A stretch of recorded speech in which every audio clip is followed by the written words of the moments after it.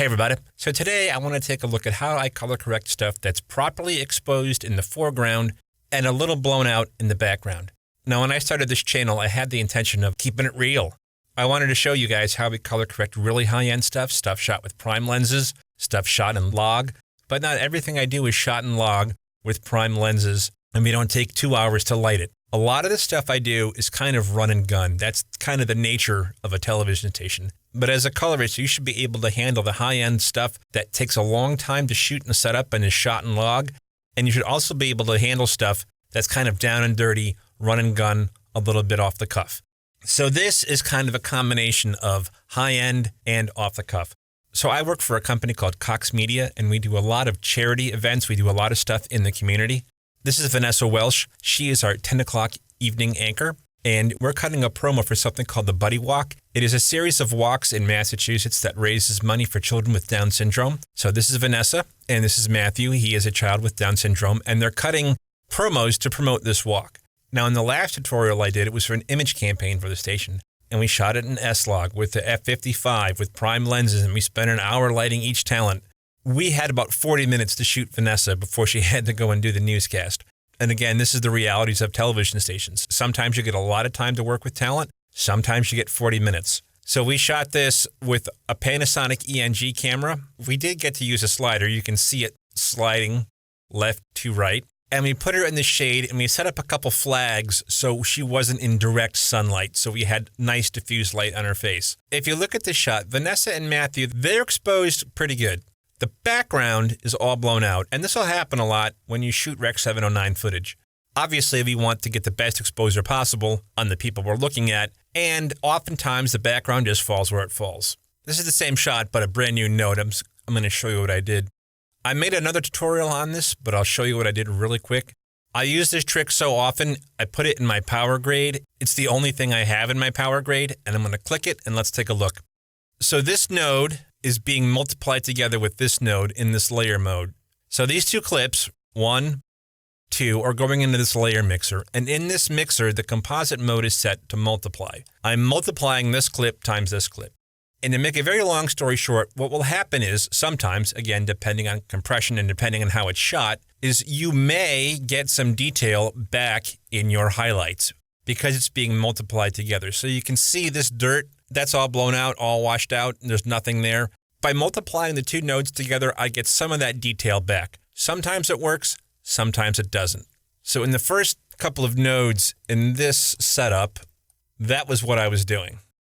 So I ended up here by multiplying this node together with this node in this layer mixer. I got some detail back in here. I got a little bit of detail back in the sky. Not much, but it's better than nothing. Then I came into this node, node 4, and I brought down my blacks just a little bit. So we turn that off, on. Take a look at the scopes. That's with it on. That's with it off. You can see with it off, the blacks rise up a little bit, but with it on, we get some nice crunchy blacks. Probably a little bit too dark, but I like all the detail that's been brought back. So the next node I did was the sky. I qualified the blue in this picture. I got some lake. I got some sky. All I did was in my gain channel, push it a little bit towards blue. So if we turn it off, we turn it on. You can see the water's a bit bluer and the sky's a bit bluer. Now you have to be really careful when you're doing skies like this because the tendency is to do something like that. Really make it blue. That's not doing anybody any favors. It will look really fake really quickly. So I gave it just a little bit more blue. So off, on. Made by blues a bit punchier. You can look at the scope. That's off. The blues are right here. It's kind of a more cyan than blue, and I turned that on. Gave our water some nice blue. Put a little bit of blue back in that sky. It looks less blown out. Now in node 5, I qualified my skin. So I pulled the key off the skin. You can see all the compression in this video here on the kid's head, on Vanessa's hair. But if I go into Vanessa's face, we can see that's with the node off. This is with it on. So I'm looking at the scopes. It's okay. To me, there's a little bit of yellow in there, a little bit of green in there. And that's probably because we shot her outside and she's picking up green and yellow from the grass. So that's with it on. This is with it off. What I did was I lifted up my gamma a little bit and the gain a little bit to make her face brighter.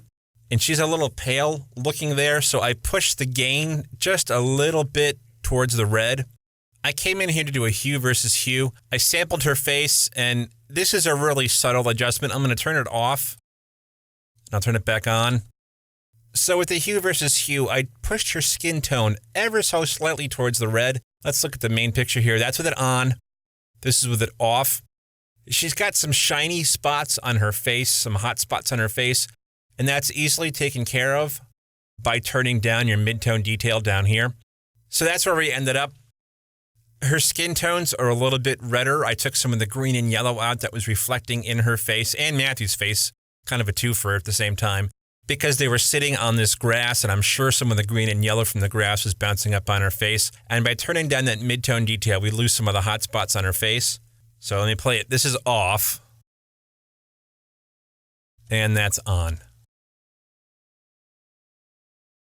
Off, on. Gave her face a little bit of a glow, put some color back into her skin, and made her skin a little more flesh tony. So the next node was this. So Vanessa has a white shirt underneath this pink sweater, and we really didn't notice it till the end. But there's kind of like holes in the sweater, and you can see the white shirt underneath it. Super distracting, super annoying. So what I did was I pulled a key, and then I tracked a shape around those white dots. You can see I've just keyed out the white dots.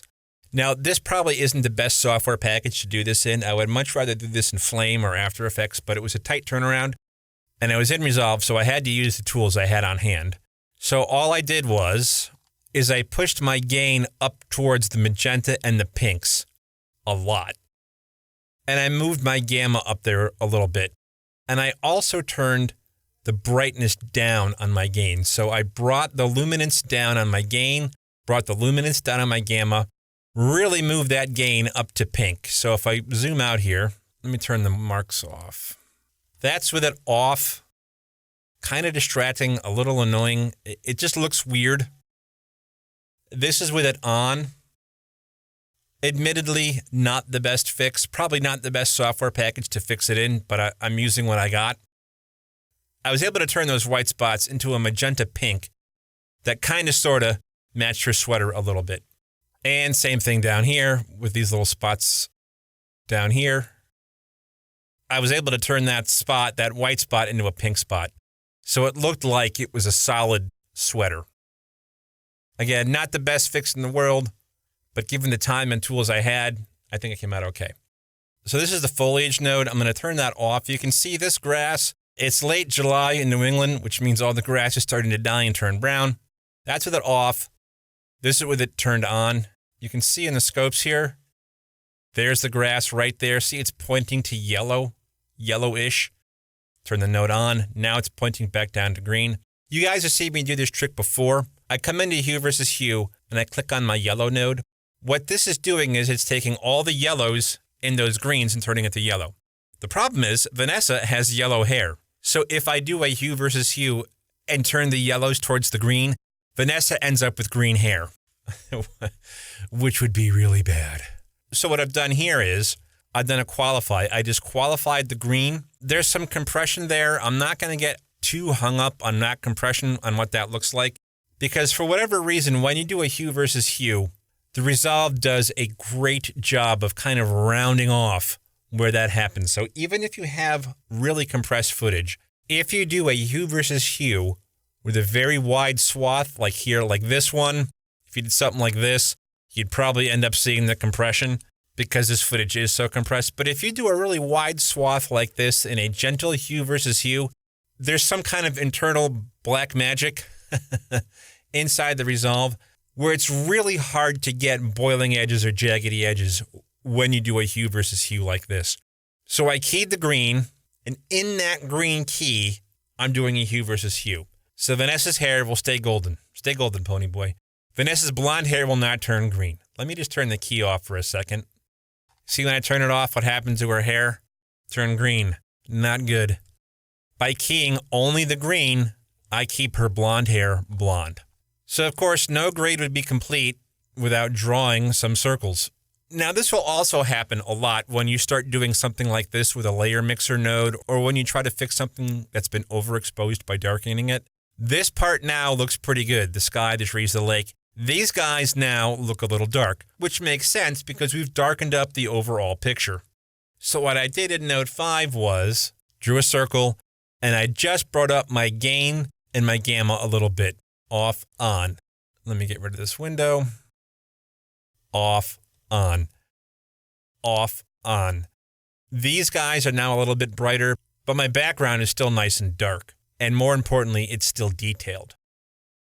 So I still felt Matthew here was still a little bit dark. So in node 13, I drew a circle around him, just breathed on his gain just a little bit, brought him up a little brighter. Now what I had done earlier was I did an add node outside node, which gives me this matte inverted into this node, but you can put stuff in between here. I can add another one there if I want to, and another one.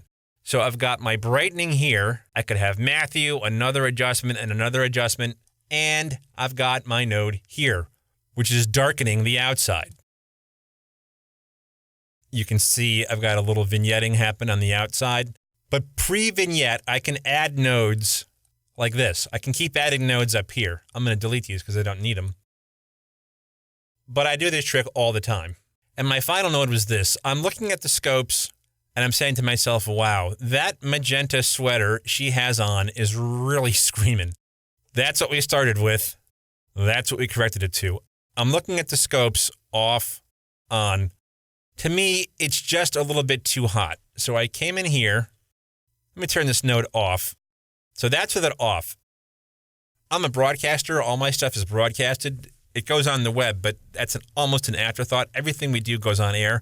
I don't like to have stuff really pushed past those boxes too much. So in node 6, I came in and did a hue versus sat, and all I did was bring down the saturation of that magenta. So let me turn this node on, and you can see that her sweater gets a lot less saturated. Let's look at the scopes. Off, very hot, past the boxes, on. Right at the edge of the box. Probably could go a little bit lower, but I pushed it, I checked it in master control. It was fine, it didn't tear, it didn't explode. Off, on. I think it looks better, a little less saturated. When things become too saturated, sometimes they break up, or sometimes they'll just plain old look bad.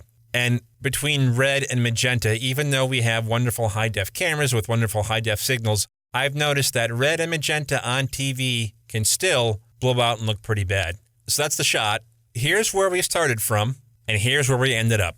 I hope you guys enjoyed this promo. I hope you learned a thing or two. And I will show you the promo at the end of this tutorial. And happy correcting, everybody. Say yes to helping us build an inclusive future for all kids. Join my friend Matthew and me at the Buddy Walk on October 7th in Wakefield. Start building your team now and celebrate Down Syndrome Awareness Month. Join us for the family fun on Lake Quantapowhat, Sunday, October 7th. Sign up at mdsc.org. Can I get another hug? Thank you, honey.